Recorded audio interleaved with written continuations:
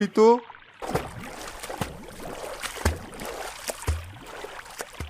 কবির ভাই, ও কবির ভাই। আরে মকবুল ভাই যে, এসো ভাই ভেতরে এসো। না মানে, আমতা আমতা করছো কেন? এতদিন তো শুধু আমার কলা গাছের বাড়ির কথা শুনেই এসেছো, একবার ভিতরটা দেখে যাও।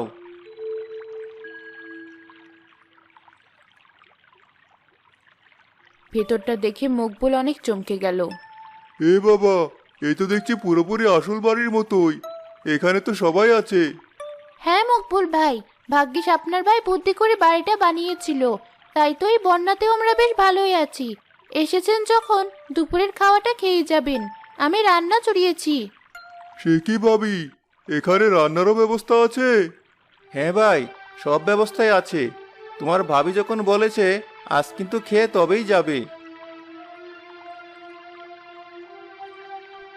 না ভাই, বাড়িতে বউ বাচ্চা আছে, ওদেরকে রেখে কি করে খায় বলো? আমি আসি।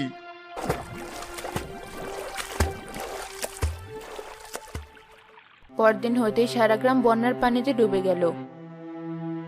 গ্রামবাসীরা যে যার বাড়ির চালে আশ্রয় নিল। কালকে তোমায় কতবার বললাম আমার মায়ের বাড়িতে গিয়ে উঠি, অথচ তুমি কথা শুনলে না। এবার এতটুকু ছেলেকে নিয়ে এই বৃষ্টিতে ঘরের চালে এসে থাকতে হচ্ছে। আমার খুব ভয় করছে মা, মনে হচ্ছে এখনই পানিতে পড়ে যাব। কাঁদিস না বাবা, উপরওয়ালা ঠিক একটা ব্যবস্থা করবে। কি হলো, তুমি এখন চুপ করে বসে আছো কেন? আমি আর কি বলবো, কে জানতো কপালে এই কষ্ট লেখা আছে। এখন উপরওয়ালার কাছে সাহায্য চাওয়া ছাড়া আমাদের হাতে আর কি বা উপায় আছে? মুকবুল আর সেলিনা যখন তাদের ঘরের চালে দাঁড়িয়ে ছিল, তখনই কবিরের কলা গাছের বাড়ি ভাসতে ভাসতে সেদিকেই আসলো। মকবুল ভাই, ও মকবুল ভাই, ওখানে দাঁড়িয়ে আছো কেন? তাড়াতাড়ি সবাইকে নিয়ে এদিকে এসো। দেখছো তো, উপরওয়ালা ঠিক শুনেছেন, তাই তো কবির ভাইকে পাঠিয়েছেন। চলো, ছেলেটাকে নিয়ে আমরা কবির ভাইয়ের কলা গাছের বাড়িতে গিয়ে উঠি। কিন্তু আর কিন্তু কিন্তু করো না, এছাড়া আমাদের কাছে আর কোনো উপায় নেই।